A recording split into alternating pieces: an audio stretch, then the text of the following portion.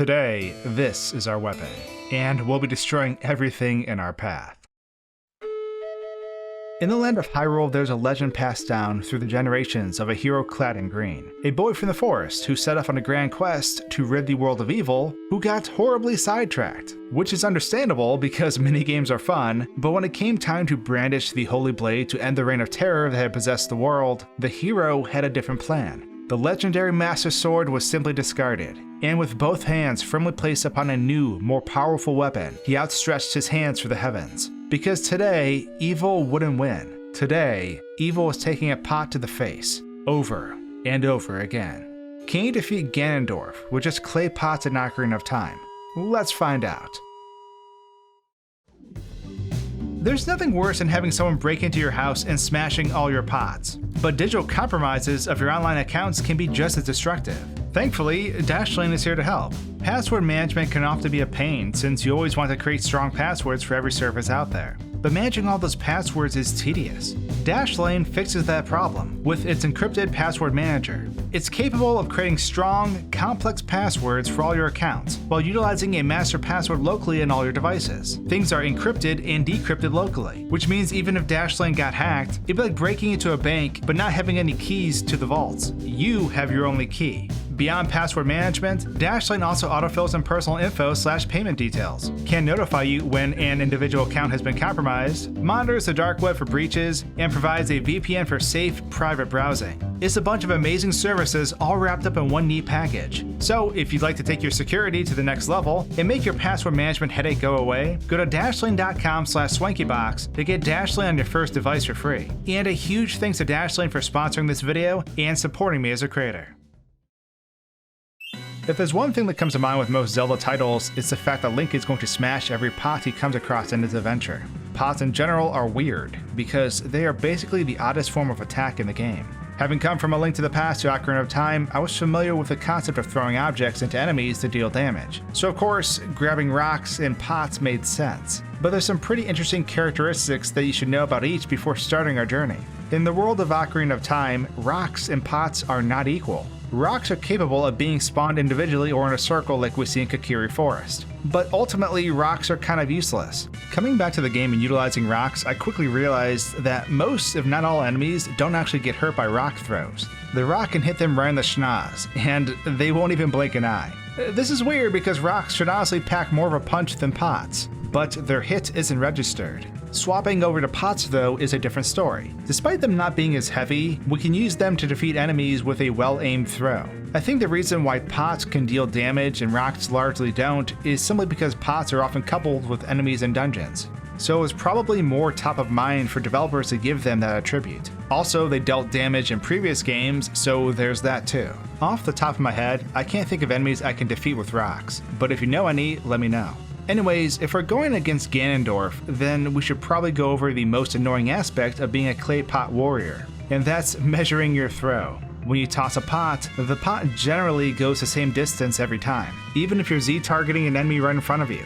The throw only utilizes the direction and angle of Link for aiming, so the same throwing distance will be executed. Thus, you'll throw your pot over the enemy and not at the enemy. As a clay marksman, it's important to always keep yourself a set distance away from your prey. If you get struck, your ammunition will shatter, but if you're too close or too far, you'll miss your three-pointer into their dome. But with the pot basics out of the way, we move the hunt to the end of the game. Enter Ganondorf. So the rules are simple, as my friend Nico BBQ once said.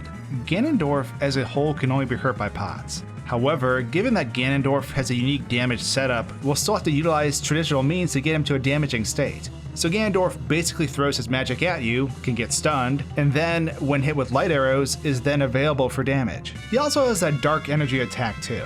Going into this fight, I want to truly try to attempt to do the fight with only pots, but they don't have the correct damage parameters to do so. Trying to drop a pot in front of you to deflect his magic attack simply doesn't work. The shot isn't affected by the dropping pot, and it interacts with your shield right afterwards. On the flip side, tossing a pot ahead of time to try to intercept the magic coming at you doesn't work either. I'm not entirely sure when the hitbox activates for the magic, but I certainly throw my pot to what I anticipate as the correct timing, and it didn't work. Because the magic is always aimed right at you, it makes preparing your current standing position impossible to intercept with a pot throw preemptively. Even if we did manage to sacrifice 4 or 5 of my precious pots to volley his magic back and forth, Ganondorf needs a light arrow to advance to his hit state, so the point is moot. However, neither the magic or light arrow contribute to his damage, so Ganondorf's life is my pots for the taking. But pot placement is going to be key for the fight because your window of opportunity for damaging Ganondorf is small.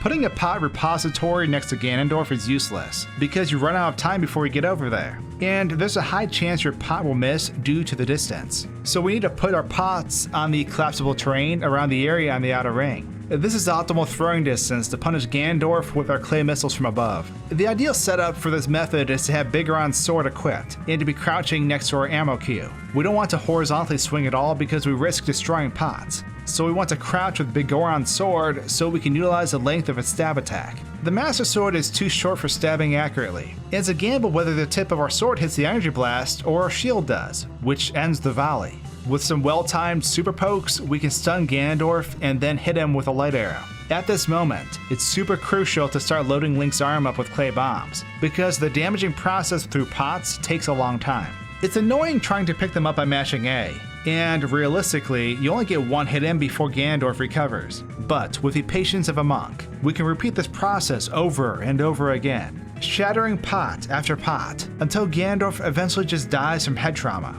Or at least that would be the case, but something peculiar might stop us from achieving our goal. So for those who don't know, Ganondorf in Ocarina of Time has this really interesting failsafe with his health meter. The developers really wanted you to finish him off with a melee weapon on the middle platform, because when he's struck and his health drops to 0, he reels back as if he was just struck by a finishing blow with a sword. But you can hurt Ganondorf through a multitude of different ways. However, once it gets down to his final hit point, only a melee attack will do him in. We can blow him up, hit him with more arrows, or burn him repeatedly with Din's fire, and he won't get any closer to death.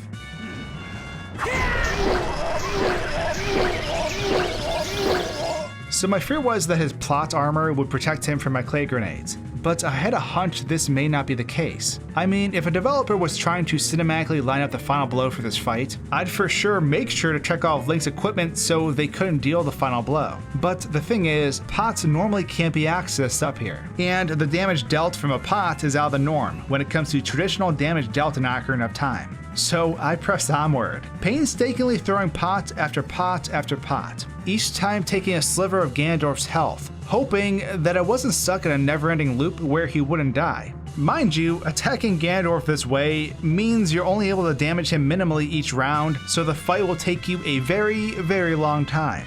But to my surprise, after painstakingly repeating this process over and over again, my final pot soared across the room and crushed Ganondorf's resolve. Because the pot's damage characteristic did not classify as a banned damage category, it passed the check for a melee hit, and Ganondorf was actually KO'd by the pot. I was not expecting it to be feasible, but it was. Ganondorf went down, threw a tantrum, and we rush out of the castle as fast as we can. But our quest isn't over yet. Ganondorf as a boss could be defeated, but what about Beast Ganon? Now, this part of the challenge, I was not expecting how insanely difficult this was going to be. I have to say, there's something super comical about having the Master Sword swatted from your hand, only to replace it with a generic pot for your tool of destruction. Interesting enough, the second fight with Ganon is actually way harder than the first, because no longer are you standing still waiting to throw a pot. You're picking up a pot, running under slashing swords, and hoping that your Z targeting locks on so you can go the distance and pelt his tail with your pot. If you get hit at all, you will of course drop your pot, causing it to shatter. Ganon is also too tall to throw pots over him directly, and they typically just smash against his face and don't cause any damage. He doesn't like that. If we constantly aim for Ganon's right side when he winds up for a swing, we'll be able to run around to his backside without getting hit. At this point, we lock on, measure our distance backwards, and let our pot smash over and over again. And eventually our clay prowess is too much and Ganon buckles. At this point, we run and grab our sword, but something goes horribly, horribly wrong. When the second half of the fight begins, Ganon picks up a new ability. He's now able to Z-target Link, so he's always facing him when you're up close. This makes it impossible to dodge his attacks while you're approaching him, because he'll just turn with you as you run. This also doesn't give us enough time to hit his tail while he's cooling down from his attack. Even trying to throw the pot in anticipation to where his tail will be leaves us unable to hurt him. I did this over and over again with no luck, but eventually I devised probably the weirdest counterattack. You basically need to pick up a pot and run up the highest section of the castle debris on the edge of the arena. Doing this will allow Link to gain a height advantage and gives our throw extra distance. But this is way more difficult than it sounds. Ganon's tail is too far away unless you get close, but once he starts swinging, his vertical swing is capable of slashing your thrown pot out of the air. Lining this up is impossibly difficult, but with some luck and some proper anticipation with our footwork, there's a chance Ganon's tail will be in the right spot when we hurl our pot into the heavens. We get slashed by a sword and shoot off like a rocket in our hover boots, but the beast has finally staggered in agony. Rinse and repeat for what feels like an eternity, and we eventually come to the final moment in this fight. Now, going into this, I was aware that we couldn't finish this fight because the final blow needs to be dealt with the Master Sword in cutscene fashion. The Master Sword on Link's B button seems to be the only thing that can trigger the cutscene, as any pots we throw just go through Ganon's head.